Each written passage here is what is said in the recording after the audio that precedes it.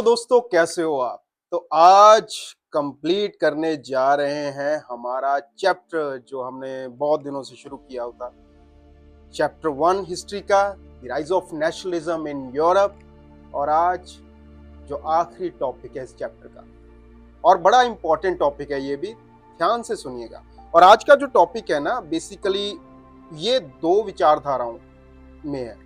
मतलब नेशनलिज्म तो आपने अच्छी तरह समझ लिया ना। अब नेशनलिज्म क्या होता है? नेशनलिज्म है देशभक्ति, अपने देश को प्यार करना, अपने देश के प्रति जुनून। तो कोई भी कंट्री में आप रह रहे हो, चाहे आप कनाडा में हो, चाहे आप भूटान में हो, नेपाल में हो, पाकिस्तान में हो, इंडिया में हो, तो हर एक बंदे को, हर एक नागरिक को अपना देश जान से भी प्यारा होता है। This is called the nationalism. और यही तो कारवां चलता आ रहा है ना, जब से हमने अपना स्टार्ट किया था चैप्टर। तो तभी से यही चीजें तो पढ़ रहे थे कि अपनी आइडेंटिटी के लिए, अपने कल्चर के लिए, अपनी एक पहचान के लिए उन्होंने नेशन की डिमांड की। और जब नेशन बने तो फिर वो अपने नेशन को समर्पित हो गए। That is called the nationalism. और आज का जो टॉपिक है ये बहुत इंपॉर्टेंट इसलिए मैं बोल रहा हूं कि नेशनलिज्म के बाद भी एक आइडियोलॉजी जो है वो उत्पन्न होती है। अब सोचने वाली बात है कि ऐसी आइडियोलॉजी, नेशनलिज्म देश से ऊपर क्या हो सकता है? तो ऐसा भी होता है। कहते हैं ना कि ज्यादा अगर हमारे पास कोई चीज मिल जाती है ना, तो हम और चीजें डिमांड करते हैं, हमारी इच्छाएं और बढ़ जाती है। तो उसी से रिलेटेड है हमारा जो टॉपिक है। तो आज का जो टॉपिक है उसका नाम है नेशनलिज्म एंड इंपीरियलिज्म। नेशनलिज्म के बारे में आपको मैं बता चुका हूं, लेकिन ये इंपीरियलिज्म किस चिड़िया का नाम है? ये क्या होता है अब बताता हूं।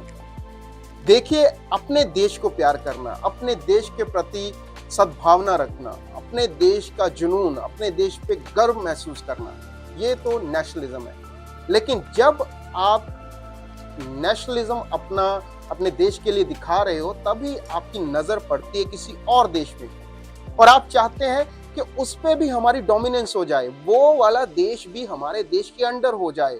तो ऐसे करके जो है अलग अलग देशों पे अपना कब्जा जमा लेते हैं, उस पे डोमिनेट करना शुरू कर देते हैं। This is called the imperialism. और ये किन्होंने किया था? हम हिंदुस्तानियों ने तो ये चीज इतिहास से हम शुरू से पढ़ते आ रहे हैं। हमने तो ये चीज अच्छी तरह से अपने सीने पे ली हुई है ना। और वो क्या है?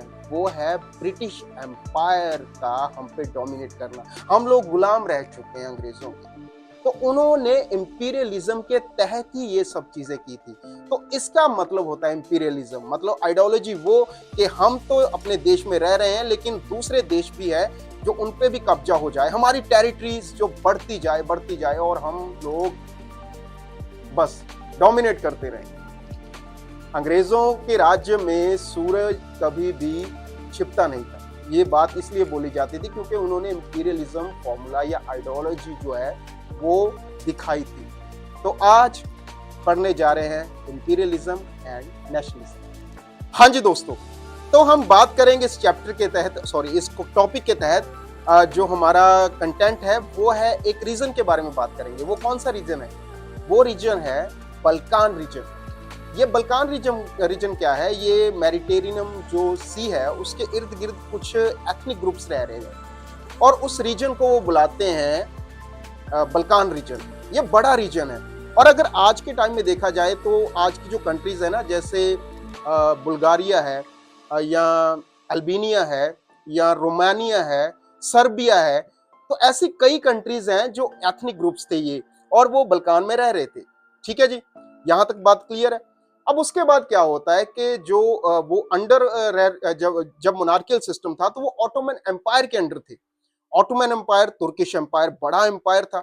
लेकिन जब ऑटोमन एम्पायर की ताकत कम होती रही, जब यूरोप के ज्यादातर देश जो हैं वो नेशनलाइज होने लगे, नेशन बनने लगे, तो उनकी जो ताकत है, स्ट्रेंथ है, वो कम होती जा रही थी। तो उनका जो वर्चस्व था वो घटने लगा।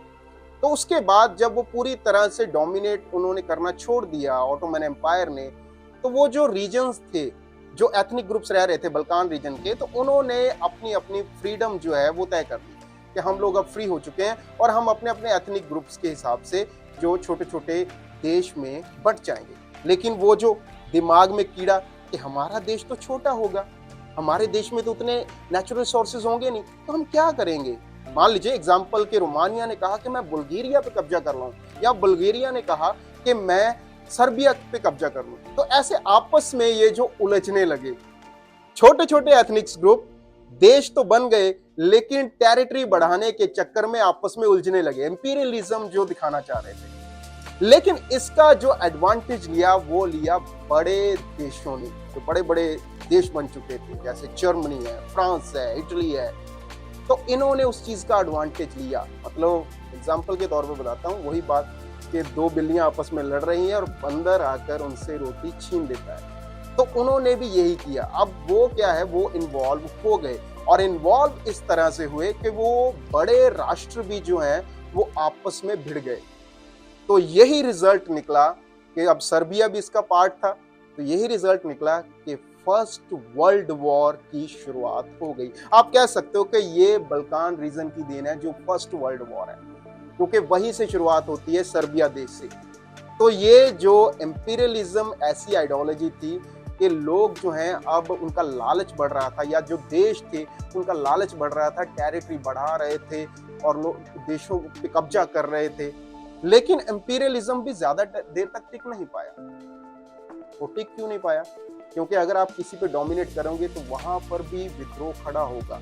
मोनार्कियल सिस्टम में भी ऐसा ही थे, राजा जो दिखा रहा था अपनी डोमिनेशन, और लोग जो हैं वो खड़े हो रहे थे। तो जैसे रेवोल्यूशंस हुए, तो ऐसे ही जो था, मतलब नेशनलिज्म फिर से उत्पन्न हुआ। इंडिया हमारे पास फिर से एग्जांपल है कि इंडिया में इंपीरियलिज्म को डाउन करने के लिए ब्रिटिश एम्पायर के अगेंस्ट हमारे क्रांतिकारी खड़े हुए और फिर देश आजाद हो। तो ये था हमारा आज का टॉपिक, इंपीरियलिज्म, नेशनलिज्म।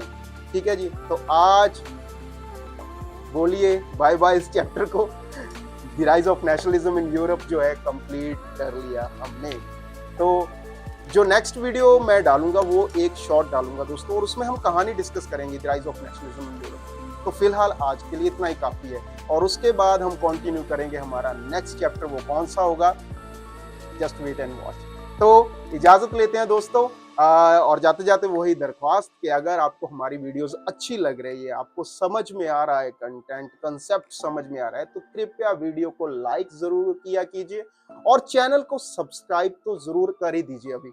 अभी चैनल को सब्सक्राइब कीजिए, ताकि जो नेक्स्ट वीडियोस आएंगी वो आप तक जल्दी पहुंच जाए। तो दोस्तों इजाजत लेते हैं, आपका बहुत बहुत शुक्रिया।